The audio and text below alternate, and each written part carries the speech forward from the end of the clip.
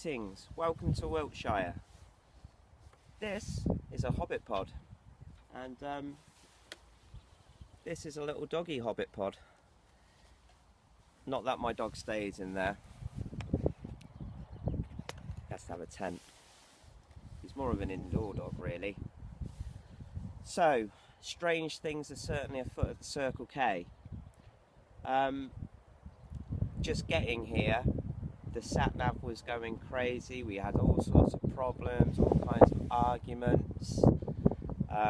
Yet again, when I got here, weird stuff going on with the bow. I'm just having to hold the pad up because I'm feeling it's going to flip down because the wind's really acting up. But yeah, ever such strange things yet again have been going on. Most notably, there's only about 3 or 4 people on the campsite, 3 or 4 other kind of campers or whatever.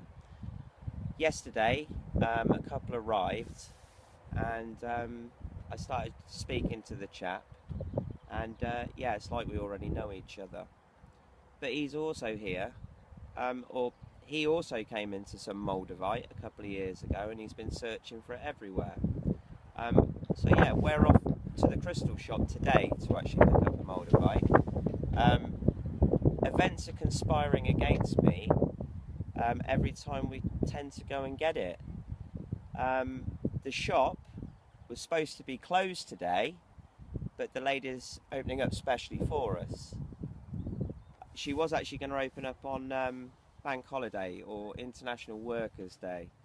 But yeah, we're going back today, so we're going to go and pick up this bit of Moldavite. But yeah, I'll give you a quick bit of a tour of our little camping area. So this is the doggy pods. This is just my little tent. We've got a little picnic bench here.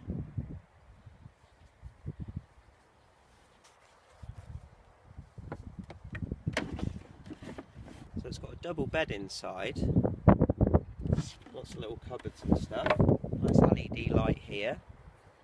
And yeah, we're about 2 miles from Stonehenge. It's that way somewhere.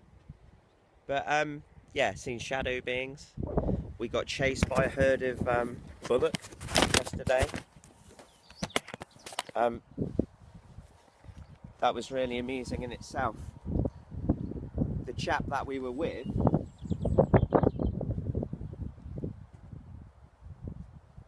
I don't have it to hand, but you know the little meditation balls that you kind of, and they sing or hum or ring? I kept hearing this ringing when we were out walking the dogs, and I said, oh, what's that ringing? He said, oh, it's nothing, and I couldn't figure out what it was, and I thought it might be his phone going off, but it sounded too organic to be an electronic device. Then we saw the cows, or the bullock, a big herd of them that were just getting a drink. So it was a really nice day, really hot day yesterday. And as we're walking over the field, they started following us. We couldn't figure out why. And I said, oh, they're being called in for the milking. I didn't know that this ringing was coming from this guy's pocket. But yeah, as we walked faster, they started picking up pace. And we had to go up a slope like this, a real steep slope. And they chased us quite a way up. And I was trying to get them back, but they kept coming. And as we got to the top, Alan, the Reiki master, as he also is, from the neighbouring pitch, right next door, yeah, he gets to the top of there, he said, I'll figure it out. And he had his meditation, like his little kind of singing ball in his pocket. And that's what the cows were running after, thinking they were getting called in for milking. So we sat down, laughed about it at the top of this hill. And then the cows followed us along. They found a way up. So we had to, and my dad's 82 years old. He had to roll under the barbed wire fence. And then he had to go through woods, get over another fence. But it was all very, very amusing. And we'll never forget that day. And I'm always going to go up to the top of that hill and look out. It was a phenomenal view from the top of the hill. But we were guided. I'm trying to think of the other synchronicities. It's really hard to do that when you're here, and time and space and weird energy. Like I say, the last time that Alan was here at this campsite, he went into the toilets, or the showers and toilets, and he came out and he left his keys, but he saw a shadow come in and go into the middle cubicle, and he's knocking on the door of the cubicle to say, can you pass me my keys, to whoever was in there. There was no response, but it was locked, so there must have been someone in there. Then he looked underneath and he could see his keys, but there were no feet, so he just grabbed the keys and left. Now I've been into these same shower blocks, and yet again the middle cubicle, no one in there.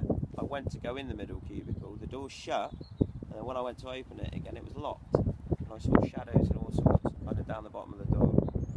All weird druidic sounds coming over the hills and stuff at night as well. Really kind of weird energy. I'm feeling very odd.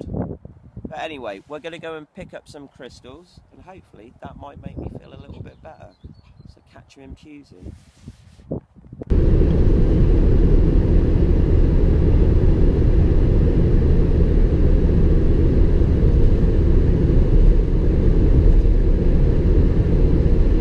They make it impossible for you to stop on this side of the road, don't they?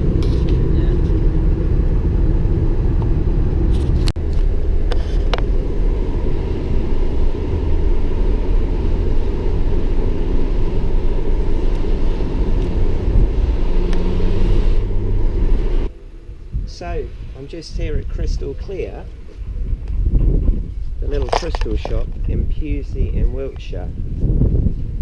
And they're actually closed today, but Nikki, the owners, come in especially to really nicely open up so I could get some of my molderites. In Atlantis, it happened because the high priest order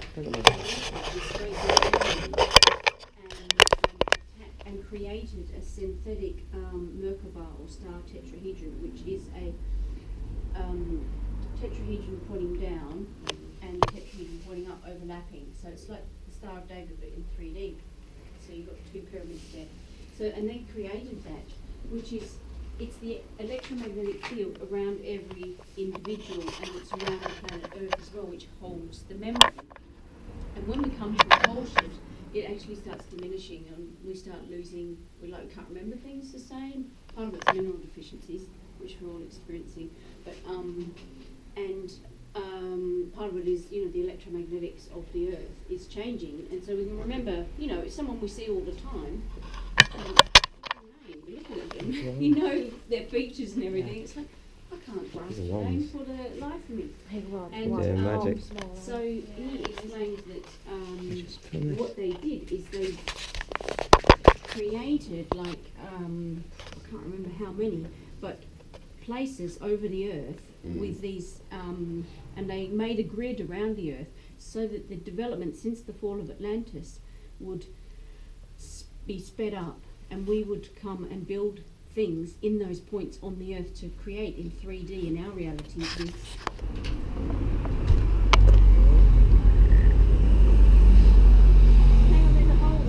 Oh, yeah, go up in the car park where it's a bit flatter, I reckon, Nikki.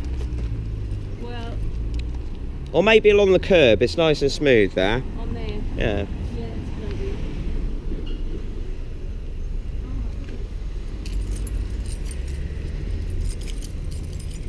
But it's pretty nippy. Woo! That's alright. Oh. Give me your arm. Yeah. Try it like that. Oh my word. This is amazing. Oh, it's so lazy. It is really lazy, isn't it? Yeah.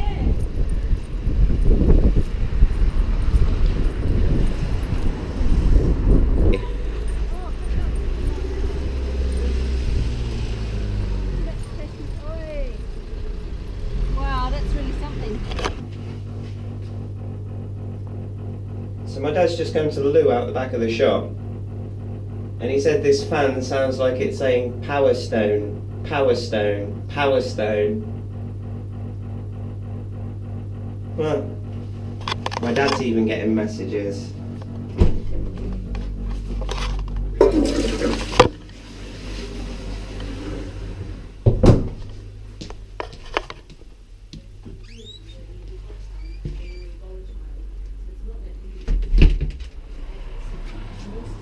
It does sound like it's saying power stone. Molecule off it, and then it becomes. That means you've got to get a power so stone. So here we are in Pewsey, and we're just coming past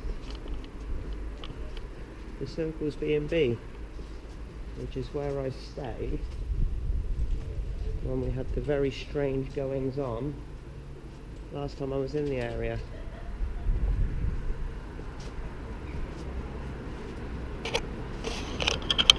And I just love the name of the shops. It all sang to me. Time restored.